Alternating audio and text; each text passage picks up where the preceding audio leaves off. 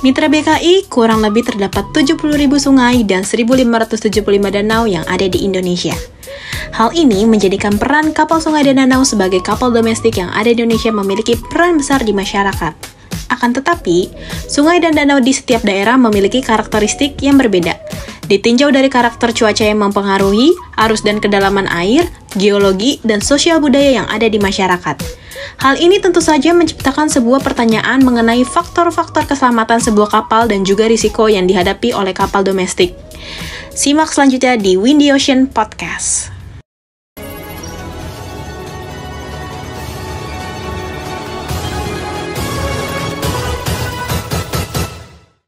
Semangat pagi Mitra BKI. Mitra BKI, kali ini Windy Ocean Podcast kedatangan satu narasumber yang akan menjelaskan mengenai penilaian resiko kapal domestik. Sudah hadir bersama kami Pak Zaki di studio podcast BKI. Apa kabar Pak Zaki? Alhamdulillah, baik Mbak Agnes. Baik, Pak Zaki, kalau boleh tahu nih, hari ini kan kita mau berbicara dan membahas sedikit tentang penilaian resiko kapal domestik. Nah, Pak Zaki sendiri sudah bekerja di PT BKI ini berapa lama Bapak? Kalau saya masuk BKI itu di awal tahun 2007. Jadi kalau sampai dengan tahun ini ya mungkin kurang lebih 16 tahun ya. Wah, sudah lama sekali, ya. 15 tahun. Berarti ilmunya sudah tidak diragukan lagi nih Pak Zaki. Baik, Pak Zaki, di BKI sejak kapan Bapak ini terjun untuk penilaian risiko kapal domestik, Pak?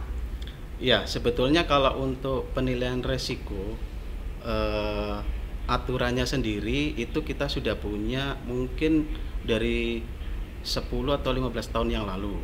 Cuman aturan ini kan awalnya kita mengadopsi dari aturan aturan kelas pater yang lain gitu ya. Nah, cuman problemnya itu sulit untuk diterapkan khususnya untuk kapal-kapal domestik yang ada di Indonesia khususnya. Seperti itu. Baik. Untuk penilaian resiko kapal domestik sendiri itu tujuannya diadakan penilaian itu untuk apa, Pak? Ya tentu untuk melakukan penilaian kelayakan ya dan keselamatan khususnya untuk kapal-kapal domestik ya. Jadi kapal domestik ini lingkupnya itu ada dua. Jadi kapal domestik yang beroperasi di laut di Indonesia dan juga kapal yang beroperasi di sungai dan danau. Oke, berarti seperti memang itu. Lingkupnya ada di laut, sungai dan danau ya Pak ya? Betul, ya. Jadi untuk di Indonesia dan juga bisa dipakai untuk kondisi perairan yang setara ya. Jadi secara geografis dan juga mungkin tinggi gelombang ataupun lingkungannya itu mirip dengan di Indonesia seperti itu. Karena bisa jadi kan BKI itu kan kalau ke depan itu tidak hanya mensertifikasi atau mengklasifikasikan kapal-kapal yang ada di Indonesia, tetapi juga bisa dapat penugasan dari negara bendera lain seperti dari luar negeri seperti itu ya. Siap. Ya. Baik, bagaimana prosesnya sendiri Pak Zaki dalam penilaian kapal domestik? Penilaian risiko maksudnya ya? Iya betul, penilaian risiko kapal domestik. Jadi ada tahap-tahapannya ya. Jadi mungkin sebelum masuk ke situ saya sampaikan dulu, sebetulnya aturan untuk kapal domestik ini kita sudah punya beberapa ya. Jadi sebelumnya saya dari yang global dulu ya. Baik. Jadi kita klasterkan atau kelompokkan mulai dari level yang tertinggi.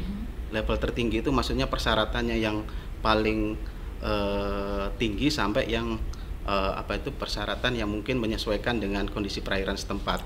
Jadi klaster pertama itu adalah kapal untuk yang beroperasi di samudra.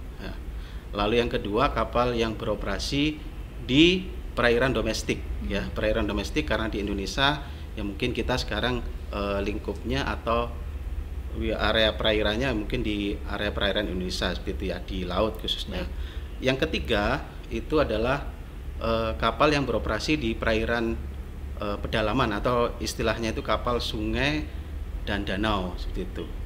Nah, untuk aturan-aturannya atau bahasa umumnya itu rulesnya itu setiap kelompok tadi yang di perairan itu ya 3 itu kita sudah punya. Jadi mulai peraturan di kapal samudra itu kita sudah punya banyak ya. Lalu untuk yang di peraturan di kapal domestik itu kita sudah punya peraturan kapal domestik, dan yang terakhir itu yang baru dirilis awal tahun kemarin itu kita punya peraturan untuk kapal sungai danau. Sungai danau yang paling baru. Iya, betul. Berarti kalau berdasarkan level-level yang tadi, kalau dari yang tinggi sampai rendah itu memang klasifikasinya hanya berdasarkan lingkup operasinya saja, Pak? Iya, iya. Nah, tadi saya mungkin belum menjawab yang proses penilaian resikonya ya. Betul. Jadi apabila yang paling mungkin yang domestik, karena kita masuk ke domestik ya, kapal-kapal domestik dan kapal yang sungai danau ini belum bisa memenuhi terhadap aturan yang sudah tersedia, maka di dalam aturan itu sendiri itu dibuka jalan, jadi bisa dinilai kelayakannya ya, yang setara dengan isi dari peraturan itu melalui namanya penilaian resiko. Seperti itu. Nah, kalau tahap-tahapannya yang pertama itu tentu kita identifikasi apa sih gapnya atau penyimpangannya itu seperti apa ya dari terhadap si objeknya aturan itu, Pak. Betul. Jadi kondisi kapalnya seperti ini, aturannya seperti ini. Nah, nanti kan diperoleh gapnya itu ya, atau deviasinya seperti apa. Nah, dari situ kita identifikasi bahayanya seperti apa ya. Ini resikonya termasuk ya, Pak ya? Betul. Jadi namanya hazard kalau bahasa istilah aslinya, hazard identification. Setelah itu setelah kita identifikasi, kita lanjutkan menuju ke analisis resikonya. Nah, analisis resiko itu sebelum itu direpresentasikan melalui matrik dan indeks ya, bahas ininya. Jadi di situ nanti ada 3 kategori ya, level resiko rendah, medium atau sedang, dan yang tertinggi itu level resiko tinggi. Nah, sebelum masuk ke hasil akhir nilai resiko itu ada namanya analisis frekuensinya. Jadi karena resiko itu kan akumulasi itu bisa namanya perkalian ataupun penjumlahan antara frekuensi dengan konsekuensinya. Jadi frekuensi itu lebih kepada kalau di aturan kita itu berdasar pada data kecelakaan kapal terhadap jumlah operasi kapal, jadi dalam setahun. Memang hitungannya akumulasi 1 tahun saja, Pak? Atau mungkin lebih pendek lagi? Mengambil rasio data rata-ratanya. Jadi kalau data kecelakaan atau data operasinya itu, kalau yang di kita saat ini tuh kurang lebih 5 tahun ya, karena data yang tersedia masih itu, dan itu akan diupdate tiap tahun nantinya, seperti itu. Nah, kalau yang konsekuensi itu lebih kepada dampak apa sih ketika terjadi kegagalan pada suatu kapal itu. Jadi kita mengklasifikasikan ada 2. Yang pertama itu terhadap asetnya, kapalnya itu sendiri. Yang kedua itu terhadap korban jiwa. Jadi seperti itu.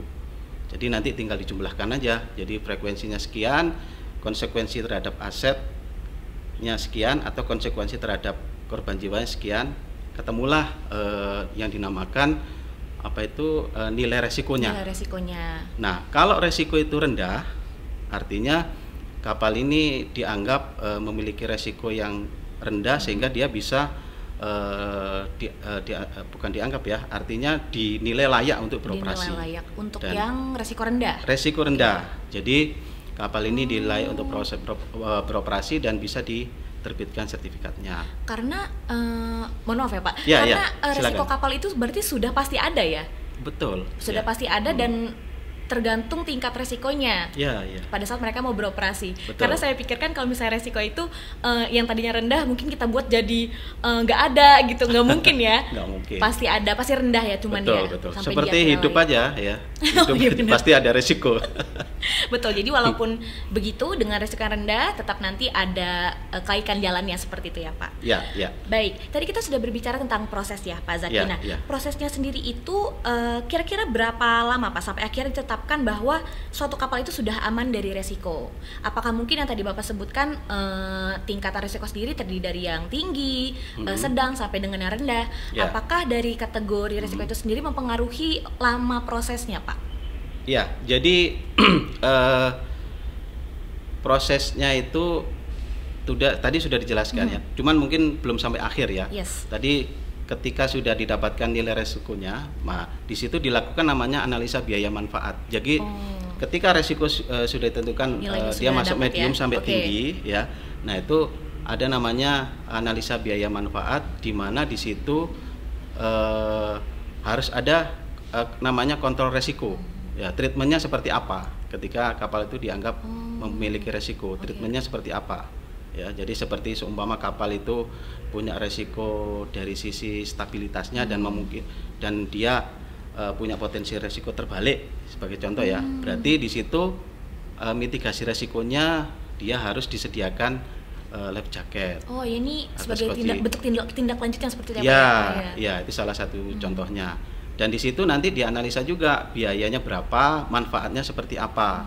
Nah, nanti di situ di ranking atau di di ranking seperti itu, di mana gitu ya? Diambil yang biayanya paling rendah dan manfaatnya yang paling tinggi seperti itu. Nah, terkait dengan durasinya ya. Karena ini ada kaitannya dengan, kalau di BK itu kan kaitannya dengan notasi ya. Nah, notasi itu merepresentasikan dari kinerja dan juga representasi kualitas dari kapalnya. Jadi kalau kaitannya dengan resiko itu nanti ada namanya notasi PR namanya. PR itu singkatan dari penilaian resiko. Nah, kalau notasi namanya notasi kita pendekkan ya, atau bisa dalam bentuk simbol. Nah, kalau yang resiko itu dalam bentuk notasi PR ya. Jadi selama kapal ini ya disematkan notasi PR itu, artinya kapal ini harus memenuhi rekomendasi yang ada. Artinya untuk kontrol resikonya, mitigasi resikonya, berarti kan ada rekomendasi-rekomendasi yang harus dijalankan ya, sampai dengan kalau memang dia sudah memenuhi ketentuan yang ada di aturan BKI, di rules BKI ya. Jadi ini sebetulnya sebagai jembatan juga ya. Artinya BKI itu kan sudah punya rules ya, sudah punya rules. Nah, ketika kita ingin mengadopsi atau ingin melakukan amandemen terhadap aturan kita berdasarkan riset ataupun technical experience, nah itu salah satu mitigasi resiko atau kontrol resiko itu bisa dijadikan sebuah masukan untuk bisa masuk ke dalam klausul yang ada di rules itu sendiri. Ya, aturan kita gitu. Gitu, Mbak. Oke, baik.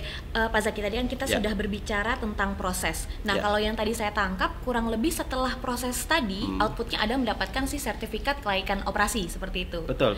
Nah, apakah ada keuntungan lain, Bapak, selain kita mendapatkan si sertifikat layak jalan itu? Keuntungan lain,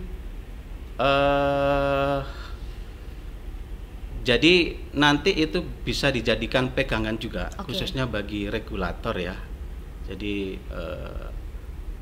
dan juga bagi BKI juga ya. Artinya dengan adanya justifikasi melalui penilaian resiko itu ya. Nah, itu nanti bisa dijadikan pegangan untuk batasan operasi kapal tersebut gitu. Artinya ketika kapal ini tidak bisa memenuhi secara secara aturan yang sudah tersedia ya, tetapi dimungkinkan dengan solusi melalui resiko, kapal ini masih bisa beroperasi gitu ya. Tentu dengan treatment dengan batasan-batasan tertentu ya.